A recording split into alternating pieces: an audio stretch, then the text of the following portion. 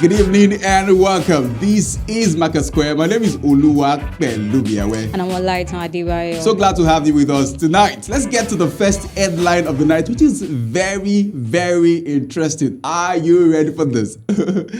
Nigeria must sustain policies for the next 10 to 15 years, says the World Bank. During the 30th Nigerian Economic Summit hosted by the Nigerian Economic Summit Group and the Ministry of Budget and National Planning with several Nigerian leaders in attendance, including our own Vice President, Mr. Kasim Shettima, the Senior Vice President of the World Bank Group said that Nigeria must continue with its current economic reforms for the next 10 to 15 years to become an engine of growth in Sub-Saharan Africa. Take a listen. Okay. But implementing such a far-reaching reform is impossible without solid political commitment from the top. The price of PMS has quintupled since the subsidy cuts, imposing terrible hardship across the breadth of Nigerian society. The central bank has had to hike its policy rate by a huge 850 basis points, that's almost 9 percentage points, in the last 9 months, to boost confidence in the naira and anchor inflationary expectations. But the central bank financing of fiscal deficits has finally ended. And Governor Cardoso has been putting Nigeria, or be helping to put Nigeria on the right course, on the correct course. But this is only the beginning. Nigeria will need to stay the course for at least another 10 to 15 years to transform its economy.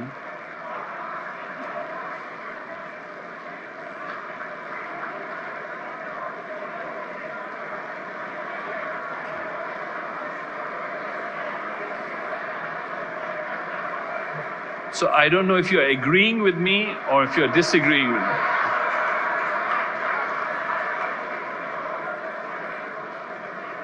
If it does that, it will transform its economy and it will become an engine of growth in Sub-Saharan Africa, and it will help to transform Sub-Saharan Africa. It's very difficult to do these things, but the rewards are massive. So this is the lesson from the last 40 years, as well as the experience of countries such as India, such as Poland, such as Korea, such as Norway. Well, I thought you must have noticed that when he made that statement, there was an obvious display of displeasure by many Nigerians in that room. And if I were in the room as well, I would have also made my displeasure known right then in the room. So I want to ask you, do you think we're on the right track? Do you think we're on the right course? Bearing in mind the policies that have been implemented by President Bola Ahmed Tinubu and the impact so far. What do you say to that? Even though the situation of Nigeria doesn't actually project it, but we are on the right track because the Nigerian government has taken several steps to ensure that the country is well stabilized. And one of the steps is by the removal of fuel subsidy. This as is the budget, and the money set aside for the fuel subsidy is now directed to critical sectors of the economy, which actually boost our economy. Another thing is floating the currency. The naira is now determined, the value of the naira is now determined by the market and not the government itself. And this will also help stabilize the country and also diversifying the value in the economy, because we rely so much on oil. And now the government is now saying that we should put more effort into our agricultural production, as this will help us stabilize the economy. So this is my own point of view. Can you actually share your own point of view from this video? Well, I will speak first as a Nigerian. Relate to our people. I think no Nigerian would say yes to that idea, speaking from a Nigerian perspective, because of how high the price of things are at the moment. We're going to get to the inflation figures in the moment released for the month of September 2024. But I would say that as a Nigerian, I wouldn't say that that's something that I want to key into. Because the price of stuff have skyrocketed. But again, as an economist that I am as well, I would say that we're on the right course with regards to the policies that have been made, although they were very brutal. They were made at the point when the process of making the announcement wasn't quite completely thought about, because immediately that statement was made as the president of Nigeria last year. it took effect almost immediately. People started raising Yeah. price of things up. So I would say that as an economist, we're on the right track. But as a Nigerian, that's something that most Nigerians will not even key into in any way. Yeah? But again, the government has to do more than it has done already. Roll out some more ideas that could ease the pain of the people and get them to be happier than they are already. Yeah. Thank you for your perspective. The second headline speaks about the fact that Nigeria's inflation rate reverses growth by 0.55%. According to a report released by the National Bureau of Statistics, Nigeria's inflation rate rose to 32.70% for the month of September 2024. The headline inflation rate of 32.70% for September 2024 when compared to the 32.15% recorded in August 2024, marking a 0.55% increase. On a year-on-year basis, the rate was 5.98% point higher than the 26.72% recorded in September 2023, which indicates a significant increase in inflation over the past year. The food inflation rate, as you will see on the screen in a moment, for September 2024 was 37.77% year on year, which marked an increase of 7.13 percentage points from the 30.64% recorded in September 2023. But on a month-on-month basis, the food inflation rate in September 2024 stood at 2.64%, reflecting a 0.27% rise compared to the 2.37% recorded in August 2024. The core inflation stood at 27.43% year on year in September 2024, with an increase of 5.59 percentage points compared to 21.84% in September 2023. The largest price increases were seen in terms of things such as rent, actual and imputed rentals for housing, intercity bus journeys, taxi fares, meals at local restaurants, accommodation services. But on a month-on-month basis, the core inflation rate was 2.10% in September 2024, down by 0.17% from the 2.27% in August 2024. The urban inflation rate, which we also see on the screen right now, in September 2024 was 2.67%, reflecting a 0.28 percentage point increase compared to the 2.39% in August 2024. And meanwhile, the rural inflation rate stood at 2.39% in September 2024, up by 0.33 percent point from 2.06% recorded in August 2024. All right, on the inflation rate in July 2024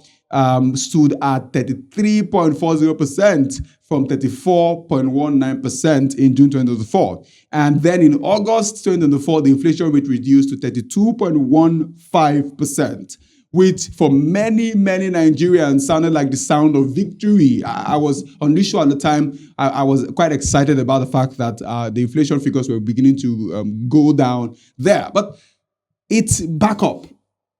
Let's talk about the increase. What do you think must have brought about the increase that has made the inflation figure for the month of September 2024 to hit what it is at the moment? This is the first increase in over 3 months, and this can be attributed to the hike in fuel prices and also the increased prices of foods. Because when looking at it in the month of September, the prices of there was hike in in fuel prices, and this affected the transportation fee. For you to move from one location to another, the price actually increased, and also the cost to move goods from one state to another has actually increased. And you know that there's this thing that when there's hike in fuel, the prices of goods and services would definitely hike up. And this actually contributed to the inflation because essential goods in the market was actually surged up. And when figures from the market actually show that the goods sold in the market in the month of August was actually increased in the month of September. Looking at it, a pint of rice in August was sold for 5,500 naira, but in September, it was sold for 6,000 naira. A bottle of oil that was sold for 1,500 naira was sold for 1,700 naira and 1,800, and actually depends on the market. Some markets will sell it 1,700, some markets will sell it, and also the vegetable, our farm produce vegetable, cocoyam, cocoyam potato actually like surge up, and this actually contributed to this inflation. And also the value of naira against dollar affected the prices of imported goods. Well, I think from your point, it's clear that the figure for the month of September with regards to inflation is a right one. But I don't think it's the right one. I think that it should even be more than that, because I also remember going to the market. You mentioned oil and all the things, but it's okay. You're a woman. But I also went to the market to buy something, and I figured out that it was a lot expensive than it used to be before because of the price of fuel. And once the price of fuel goes up, everything follows suit. Everything follows suit. So that's I guess that's the reason we have the inflation figure for the month of September where it is at the moment. And I think again, hopefully, but do you think that being in the month of October, how are things at the moment? Do you think they are cheaper? No, they are not even cheaper. It has increased, because the last time I went to the market, a pint of rice that was sold for 6,000 naira in September is now sold for 6,500 naira. A bottle of oil was sold for 2,000 naira, and it was sold for, can you recall, it was sold for 1,800 naira in September. It's not, I don't think there will be an increase, though the NBC may actually put out a report, but it won't align with what is happening in the market. Okay, so so we're saying already that when they put out the figures for the month of October regards to inflation, we should expect something higher than it is at the moment. Expect something higher. Okay, then. All right, the third headline: federal government proposes installment tax payment.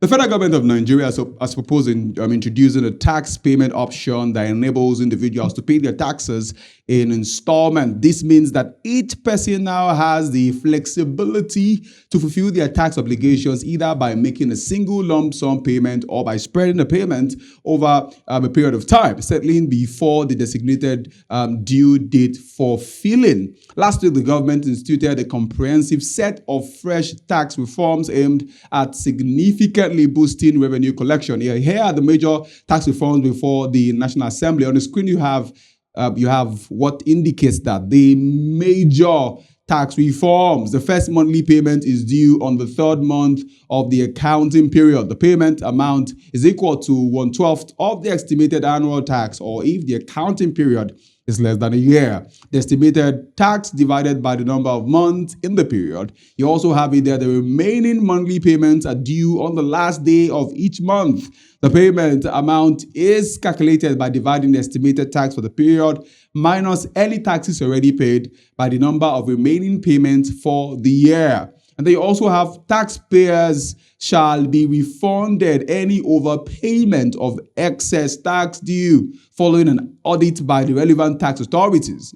Last one says there, the government also proposed the creation of a special account by the Accountant General of the Federation for tax reform. So, Lighter, how do you see this influencing the payment of tax? Yeah, this move is actually a great move, as this will actually change the way people view tax in Nigeria, because there's this mixed feelings about payment of tax. Some people actually see it as, okay, fine, it is very important for me to pay my tax, as it will be used to like fund the public services and also project all those infrastructure. But others see it as a burden, especially all those low income earners and also business owners, small business owners who see that, okay, fine, I can't be earning little and also paying taxes out of it. But the ability to spread out their payment, will allow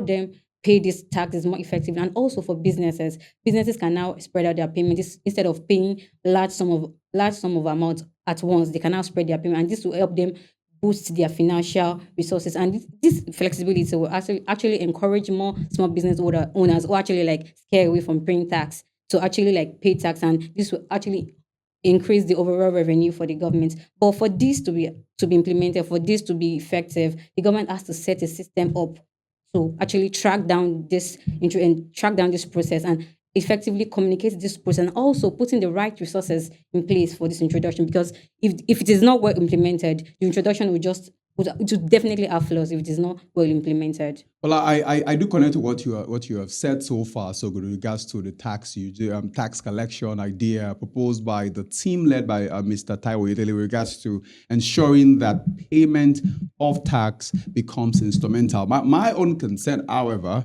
is that how do we track how many persons are paying? How do we track how many persons have paid what amount? All right, because if you're going to have people pay an installment, then how do you track if the person has paid so far? So I think the inclusion tech usage, tech apps and all would help this to happen for sure. Again, I guess the government may need to also have an app that's connected to people's BVN, ensuring that the steady payment is done. I'll just give an example, for instance. So I do a bit of graphic design, and I have the subscription on Canva that I told Canva to take out money from my card every single month. Now there's the option of having it for the full year, where they take out the entire money for the full year. But there's also the part where I told Canva to help just keep to the idea of taking the money from my card every single month. Now, at some point, I stopped that because I knew I was going to be away from Canva for a while. So I stopped that being in operation. And Canva would go and take my money from my account. So the government has to make sure that there is a system that ensures that they link people's cards, people's BVNs to the app, such that when they pay big payment, the government is able to track who has paid what and for how long. Let's have the international update by Olaito Adebayo. Thank you, Palumi. Moving on to the international news. Global poverty reduction as told, says World Bank. A recent report from the World Bank has revealed that the United Nations objectives of eradicating extreme poverty by 2030 is no longer achievable due to a range of factors, including wars, huge debts, climate crisis, and the COVID-19 pandemic. According to the Poverty, Prosperity and Planet report, the global goal of ending extreme poverty, defined as $2.15 per person by 2030, is out of reach. It further explained that it will take longer than a century to meet a more ambitious objectives of raising income above the $6.85 daily for upper middle income countries. Axel Van, the World Bank Senior Managing Director, stated that after decades of progress, the world is experiencing serious setbacks in the fight against global poverty. According to the reports, almost 700 million people, that's about 8.5% of the global population, live today on less than $2.15 per day, with 7.3% of the population projected to be living in extreme poverty in 2030. Palumi, can you share a perspective about this? Well, when you talk about poverty and when you talk about extreme poverty is when somebody cannot afford the basic needs of man: food, shelter, clothing. Now, but it becomes very extreme when the person cannot afford food. Food is key. And so the World Bank is now saying that there was a plan that by year 2030 that a lot of persons will have been taken from the place of not being able to afford basic amenities, the food majorly, to the point where they're able to afford to eat at least one meal a day. But COVID-19 was unplanned. It wasn't emphasized at any point in time. So it was something that came in and disrupted the world's plan, where a lot of countries fell into the point where they became depressed economically. Nigeria struggled at the time. Some countries who did not have, who depended on export alone, import alone, struggled to make anything work for themselves. Thank God for the fact that Nigeria had reserves before the time, making it easy for the country to be able to survive at that time. But it was also quite difficult for many people, I remember, in 2020. So the World Bank is saying that the projection is not possible anymore. And there's also the report that the World Bank is also making room for borrowing more to some more countries. I think it was yesterday I was reading the news, and I saw that the World Bank is creating room for more lendings to happen, freeing up an amount for more countries to come and borrow money from them. And then the IMF as well. About 2 days ago, I wrote an article about the fact that the IMF has cut the borrowing cost down. It's on LinkedIn, where the IMF is saying that if you want to borrow money from us now, the interest you're going to pay on the money you're borrowing from us isn't as much as it used to be before, which will most likely encourage more countries to borrow money from the World Bank. So that's what is being said at the moment. And if you talk about $2 per day, $2 per day. $2 per day at the moment, if you say if $1 is 1.5 for the way, but $2 is 3,000 naira. And how much food can you buy with 3,000 naira? And we were discussing yesterday at the office, how much food can you buy with 3,000 naira? Can I carry for a whole day? Will you be full? No. Will you be fully, will you belly full? You know what I'm saying? So that World Bank is saying that given many things have happened so far, that's not quite possible anymore as it was projected many years ago. Okay, thank you, Colum. That's a very valid. Now to the fifth headline. Ivory Coast President seeks common regional currency by 2026. Ivory Coast President Alassane has urged member countries of the Economic Community of West African States to intensify their efforts to introduce the ECO, the region's long-awaited single currency, 1 year ahead of schedule. the Ivorian president expressed optimism about the region's ability to reach this target, noting that cooperation among the ECOWAS member states is crucial for the success of such an ambitious project. He emphasized that this move will enhance monetary and financial cooperation among member countries and fulfill the long-standing aspiration of West African people for a unified currency. The president also added that Ivory Coast has made significant efforts, and from next year it will be ready to meet the required convergence criteria. In 2021, the 15-member ECOWAS decided to establish a new roadmap to launch the ECO currency by 2027. However, this progress has been hindered by member states' failure to meet 4 key convergence relating to lowering budget deficits, achieving single-digit inflation, accumulation of adequate foreign reserves, and reduction in the central bank financing of the states. What strategies are being implemented to assist these member countries, Palumi? Well, I would start by saying that the idea of having one currency for ECOWAS was made known in 1998, and then but became famous in the 2000s. And the idea is to ensure that countries within the West African region can begin to transact with ease. Because when you have one currency that binds a particular region, it brings about a lot of cooperation, there is more connection with the people, and it brings about ease of communication. I would use this as an example. So let's say, for instance, if you want to buy sugar, you can literally take 100 naira, go to a shop, give them 100 naira, and then the person who is there, or give the woman who is there 100 naira, she collects the money from you and gives you sugar. It's easy for you to communicate. It doesn't, as long as the money is clean, not that the money is torn, you use a little bit everywhere, money is clean and fine. Transaction can happen there. But again, imagine you take $2 to a woman who sells sugar. If she's somebody who is not educated, she will call the people around there on you, Yoruba language, you know what I'm saying? Yeah. Because she doesn't understand. It's not that the money you're holding, it's not that you're holding a fake currency. It's just that you are communicating something she doesn't understand to her. Yes. And then before you then go to a place to go and convert the money to naira, and then bring the money to her. The same woman who did not collect dollar from you will still collect the money you have, the naira you have from you when you go to convert the money. The idea is when you have one currency for the countries, it helps transactions happen even on a faster note. But this is the thing. In West Africa, in ECOWAS, you have the Anglophone countries and the Francophone countries. For the Anglophone, they're the English-speaking countries. You have Liberia. Okay, you have some part of Cameroon. You have Gambia.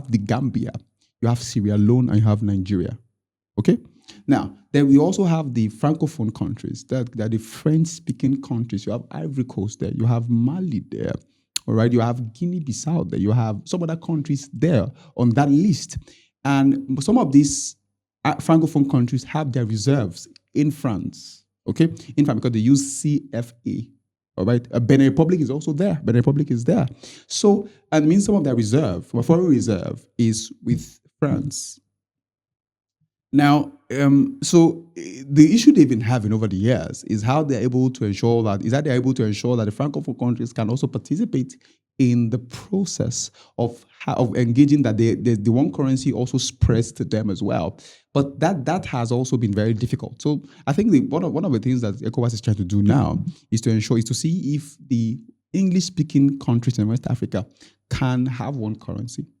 That's the Gambia, okay. That's Ghana, some part of Cameroon, Sierra Leone, Liberia, and Nigeria. Okay, now and then ensure that the Francophone countries can have one currency that works for them.